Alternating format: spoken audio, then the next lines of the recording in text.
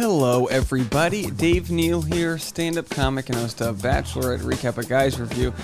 We are still trying to put out the embers for Monday night's wildfire of a Hometowns episode with Katie Thurston on the way to finishing up her season of The Bachelorette. Does she end with the man? Are they engaged? We have no idea. We have no idea, guys. After watching last night's Monday night's episode, this weird thing has happened in Bachelor Nation, and it's probably also happening across different cultures here in the year 2021, where people feel the need to comment on everything.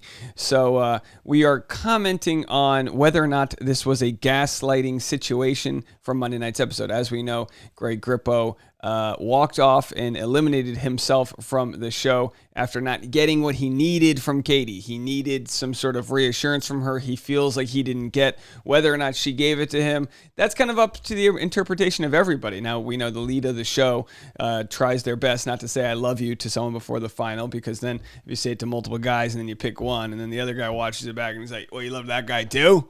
You know what I mean? It's like, I'm lucky enough that my fiance isn't in love with other men. She loves Thai food. She loves a lot of things, but luckily it's not with another guy, and we don't have to worry about that. But in this case, we've got Katie, like every show, every year, just pulled in different directions. So let's dive into the different contestants, both on previous seasons and also on Katie's season, that are either defending Katie or defending Greg. And of course, as we all know, the truth is probably somewhere in between. Do me a favor, follow me on Instagram. I'm almost at 10,000 followers. I think I'll get there today.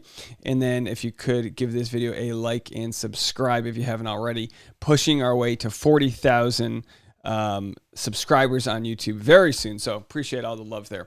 So anyway, we picked this up from yesterday. I'm going to read the message from yesterday from Nick Vial, and then we'll move forward with who else has been commenting, because there's a lot. There's people making statements about this, which is kind of wild that this is the world we live in, where like contestants are making statements about what you see on the show. And I don't know. I mean, it's a highly dramatized, edited show, and we don't always know the full conversations, and people are picking sides. These aren't our parents getting divorced, and you got to decide who you want to spend your weekends with. They both can be flawed humans. Greg's a flawed human. Doesn't make him a horrible person, but, ready for marriage? I don't think so. Nick says, I'm always amazed how Bachelor Nation will doubt people's sincerity while simultaneously get mad at the people who don't blindly accept the rules of the show, especially when it comes to their hearts. Then Nick was called out. Weren't you a lead? Can you empathize with her position? Dang, I don't know if I can trust Ask Nick anymore, if that's your take. Garbage. Nick said, I totally empathize with her position, but Greg is trying to make this real, which I also empathize with. This isn't gaslighting. It's two people not meeting each other's expectation in an insanely high-stakes situation and reacting poorly. All right, so we read that yesterday. We got to that. And in a minute, I'll play for you what Wells had to say on their podcast immediately after watching the episode. John has become one of Katie's BFFs on the show. Early on, before the season aired, he was actually rumored to be the potential finalist of the show, if not top 4, and they were saying maybe he'll be the next Bachelor, all these things, and then it turned out she eliminated him like very early on in the show. She friend-zoned him hard, which is okay. Sometimes you're better off being friends. So here's what John had to say in reply to the people saying that Greg didn't gaslight and this and that. Because as we know, late Monday night, Katie Thurston posted a kind of like FAQ, frequently asked questions about what gaslighting actually is. Not necessarily saying that that's what you guys were all watching, but I think that's the implication that's pretty implied. And if somebody feels gaslighted, it's kind of like, that's kind of what these conversations are all about. If people have been in situations where they can relate to this, maybe that's what they feel. Also, some of the negative and tough emotions that are conjured up, they don't have to, did I say that right?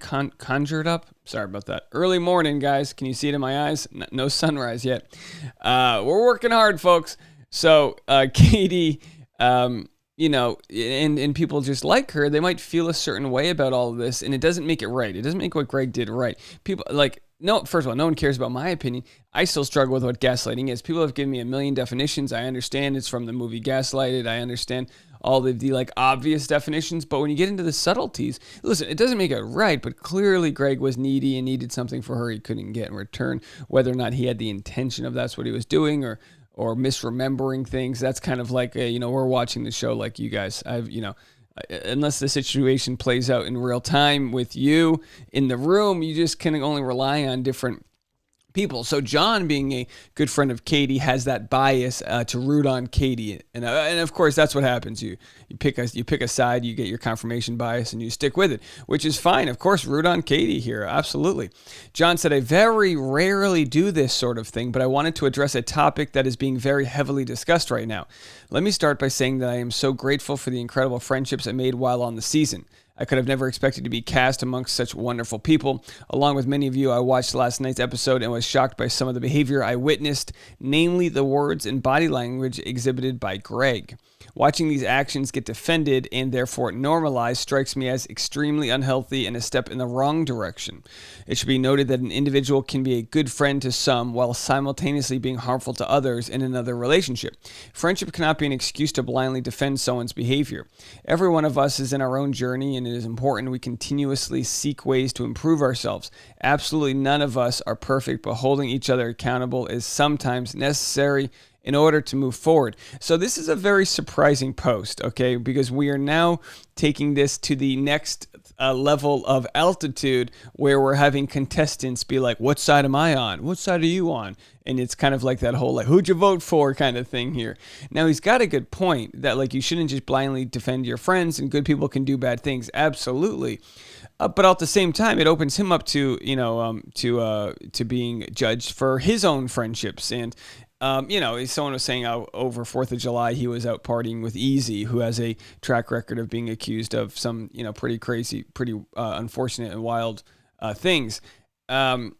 But with this scenario, it's just surprising. It's just, this is like, we haven't seen much of this in the past where current contestants are calling out other contestants on the show for conversations like this, where it's not exactly one-sided. Although I will say about 70 to 80% of people that I've spoken with, we'll have a video later today about all of your voicemails, 70 to 80% of people have been in support of Katie on this one. And I agree with that. My support on this is with Katie. I think when push came to shove, in the relationship, I feel like Greg Grippo should have listened to Katie as she's down on her knees trying to communicate with him. And at that point, it was too far. It was almost like his limbic system was flared. And immediately when that tripwire went off, the firework goes off and he goes, "Nope, no trust now, gotta go." And it's like, you don't do that in a long-term relationship. You have real strong moments of disagreement. You have real strong moments where you don't see the other person's opinion, but you come back together because you trust they have your best intentions, and you have that unconditional love. It doesn't mean you get walked on, but in a case like this, it's like this is like if you buy a new car, drive it off the lot, and the first pothole, it just, the whole car breaks down. That's exactly what this was. So Connor, okay, we got Connor here, our good friend Connor Brennan. We love Connor. He posts this on his Twitter. Sad oat. There was no gaslighting in this episode. There was a fight between two people that you saw maybe 20% of. And people agree with them, and then people didn't agree with them. Shadia says, the musician defending the actor. Well, that's kind of, bringing their employment into things. Maybe Connor, like Greg, is more concerned on his career than being good to Katie in the process. I disagree with this. I think Katie really values Connor as a really great guy. From all I've heard, and I feel like most people value Connor as a really great guy. It doesn't mean his take is great. Here's where when you start defending one person, you start to, in some eyes, lose empathy for the other, which I don't think Connor's doing here, but it can come off that way, where he's saying there's no gaslighting, so he's kind of negating whatever Katie's feelings may be about the scenario. And then, so he, I believe, has since deleted that tweet, but here's Connor posting, Greg wondering what Connor B is up to back on the outside. So clearly they're good friends, which is fine. I don't think Connor's any sort of resentful breakout star of the episode, the doorknob that Caitlin Bristow had to talk through. And then Connor B followed it up with this. Relationships are nuanced. Breakups are nuanced. Sometimes there's not a good guy or a bad guy. Sometimes cameras and tweets can't accurately capture the complexity of real life. Kindness is free. Love is complicated. I stand by all that, which is probably why it's just not worth commenting on whether you think something's gaslighting or not, because it's just a phrase that has evolved so much recently that, like we've said before, it's one thing to know the obvious. Gaslighting comes from the movie where the guy was rearranging the furniture and his wife or fiance, whoever it was going crazy, and he was pretending like it was normal. So it's about rewriting a situation to drive the other person insane. Now, of course, there are more subtleties to it, and it's way more complex than that, which is why I have enough mental, wherewithal to tell you guys, I don't get it. It doesn't mean I don't respect it. It doesn't mean I don't empathize with people that have been gaslighted. I'm just telling you, if someone had to tell me a definition and show me a chart of different scenarios, I'd go, I guess he's gaslighting her. I don't know. I just don't know, folks, at this point. For everyone who says like they strongly know, it's like clearly it ain't that strong, because when everyone strongly knows the definition, you can kind of agree on it, but that's not what is happening right here. So he posted this, right? We just covered that. And then he got kind of torched online. LOL, yeah, that 20% was gaslighting because he was there, right? And did he even hear both sides or just Greg's? So anyway, obviously people are kind of just throwing shade at Connor. I think that's why he deleted his tweet. Come on, Connor, hold your friend accountable. The bros are always going to defend the bros. They should seriously go through a therapy process before being approved for the show. A 1 million percent gaslighting. Is that a million? We've got 3. Yeah, it's a million. LOL, he's gaslighting us. Katie herself even shared gaslighting info. These guys. Does he even know the definition of gaslighting? I sure don't. Greg's friend. Okay, here, this is interesting. Greg's friend, who was on Big Brother, defending Greg on Twitter.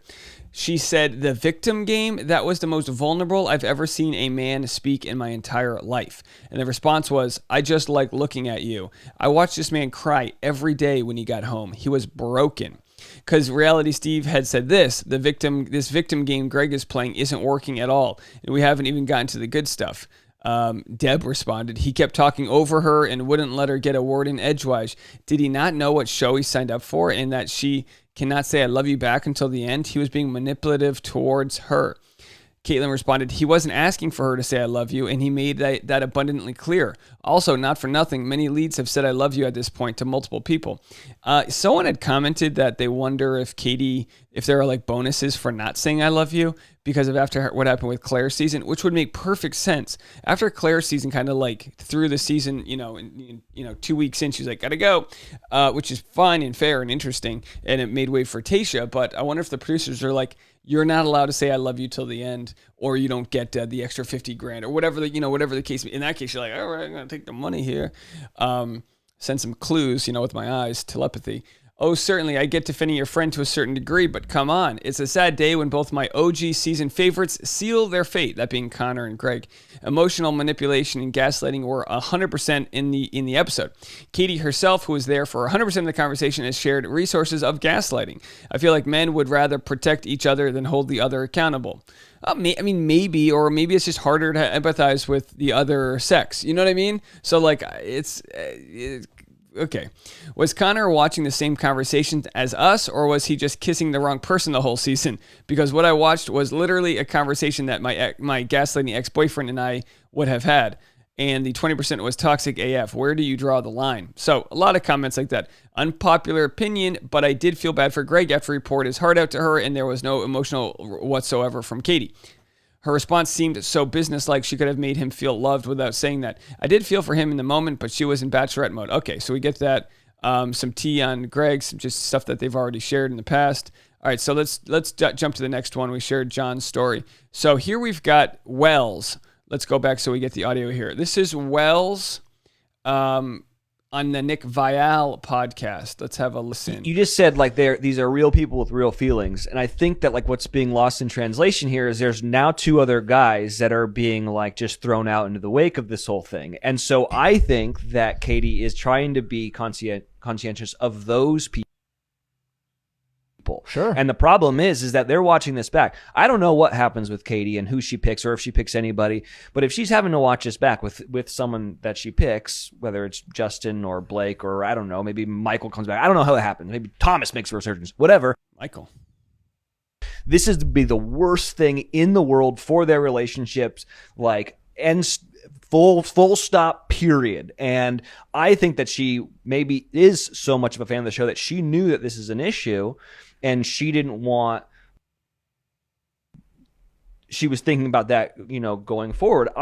I kind of applaud her for trying to have the foresight of not wanting to hurt a bunch of other people. As the lead of the show, 100%, you are totally right. I mean, I joke. I still. All right, so that's all they give us there. You can go watch the rest on Nick Vial's podcast. Greg is a F-boy. He was cast on the wrong show, F-Boy Island. And then F-Boy Island responds, nope. Katie Thurston can keep him. Well, it turns out she can't. He is done. And then Bachelor whatever, they posted this. I really wonder if they're going to show more Greg next episode, like his exit. Him leaving in the car wasn't shown. I also can't wait for after the final rose, but it seems like Katie is going to lash out on Greg. Maddie Pruitt said, never trust your tongue when your heart is wounded. Hush until you heal. And then Katie Thurston said, should have read this before after the final rose. Googly eye. You got to love the googly eye. Now, listen. All right, so Wells there. Wells has a good point. He brings some rationale, some reason into the conversation and says this. Look, everyone says Greg wanted reassurance, but, you know, assuming she did fall in love with multiple guys, which can happen, we can compartmentalize our love and love someone for one reason and someone for another, and then you decide which plant you want to water and you let those take root. Well, in past seasons, when people have said they loved multiple people, that's gone back to bite them in the butt, right? Because the show, the producers will just tear that storyline to pieces. Oh, Katie said she loves so-and-so. And then afterwards, it gets to the final, and then it becomes a much bigger issue. In her case, she said, look, whether she said it consciously or not, as a fan of the show or not, she's like, I'm not going to say who my final choice is till I make that final choice because it's just going to hurt more people. And that's a very smart place to come from. Let me know what you guys think about all this. I know I threw a lot out at you, but this call-out culture within the contestants of the current season is fascinating. Are we going to be getting to a point where we expect all of the big players from the show to pick sides, or are we going to try to just be as nuanced as possible and understand good people can have bad conversations and can have flaws in relationships and how they handle themselves? And, John Hersey had mentioned that, it's important to call out bad behavior because then you normalize it. I slightly disagree. I don't know if it's worth calling out. We get to see it with our own two eyes. So by seeing like a toxic situation unfold, part of us can see like, oh, that wasn't good. That's not the healthy way to do things, without having like a psychologist walk us through why everything happened and why, like we're not watching game tape of a football match here. It's hard to sort of diagnose what was going down, but we know it was not pretty, and we should always aim for kindness, empathy, and just listening more in a relationship. But he was ready to walk away from it. He didn't get what he needed out of it. And as I said before, that, into my eyes, makes that love very conditional, which is not how you want to start a happy relationship. All right, folks, let me know what you guys think. Hit the like button, subscribe. More content over at patreon.com/Dave Neal. You can go catch my membership-only content over there. I'll have a podcast up later this week, all for the private patreon.com/Dave Neal community. Thanks so much. We'll see you guys in a little bit. Content all day long. Live stream Thursday, 4 p.m.